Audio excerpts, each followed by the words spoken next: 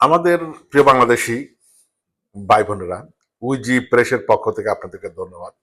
আমাদের আলোচনার বিষয় হলো বর্তমান এই আজকে গত সম্ভবত শেষ হয়েছে চীন এবং আমেরিকার আলোচনা।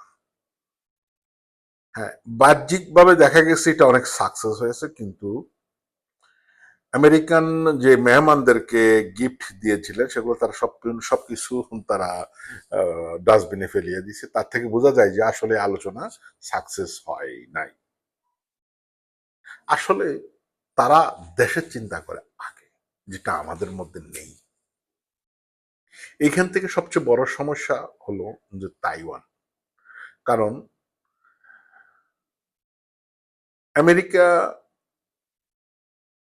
যদি বলে এক চীন, কিন্তু তারা ভিতরগত এক চীনের বিশ্বাসী নয়, কারণ তারাই সর্বাত্মক সহযোগিতা করতেছে তাইওয়ানকে। আর চীন, তারা তাইওয়ানের স্বাধীনতা কখনো নিবে না। এতে প্রথম পয়েন্ট এখানে।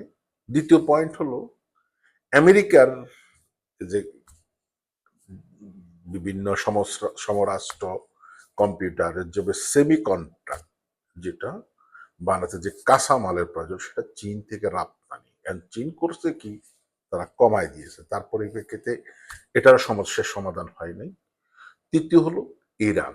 কারণ চীনের সবচেয়ে বেশি জ্বালানি আসে ইরান থেকে। তাই ইরান থেকে যাতে জ্বালানি না কিনে, সেটা সে ব্যাপারে চীনকে রাজি করাতে পারে না বিদায়ী তাদের যে আলোচনা সেটা আসলে সাকসেস হয়নি। এক তো বাণিজ্য যুদ্ধ, দুই হলো সামরিক যুদ্ধ, তিন হলো তাইওয়ান। তো আমরা এতে বলতে পারি যে তাদের এই আলোচনাটা আসলে সাফল্য আনে নাই। এবং এই পরিপ্রেক্ষিতে আমাদের বাংলাদেশের সবচেয়ে বড়, যেমন আমরা আমেরিকাকেও বাদ দিতে পারবো না, ভারতকেও না, চীনকেও না, সবাই আমাদের প্রয়োজন।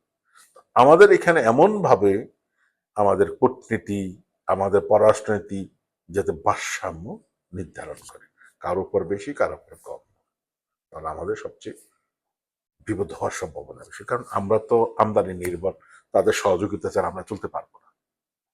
হ্যাঁ, আমাদের সরকারকে, যারা নীতি নির্ধারক, তাদেরকে জিনিসটা খুবই প্রয়োজন বুঝা।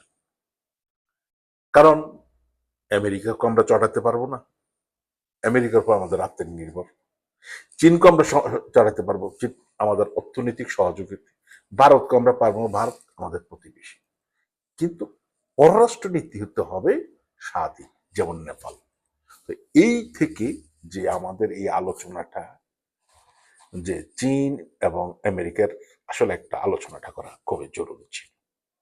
কারণ তাদের উপরে বিশ্বের যে অর্থনৈতিক সমস্যা, কারণ অর্থনৈতিক সমস্যাটা হলো আমাদের গরিব দেশগুলোর সবচেয়ে বড় সমস্যা। চাকরি, টাকা না থাকলে চাকরি, রপ্তানি না হলে ফ্যাক্টরি বন্ধ। এই সামগ্রিক দিক দেখে আমাদের নীতি নির্ধারকদেরকে একটাই আমাদের, যে এমনভাবে পররাষ্ট্র নীতি নির্ধারণ করেন যাতে কেউ না চটে, সবার সাথে সমান তারা। অবশ্যই সবাই শুভ। আল্লাহ হাফেজ।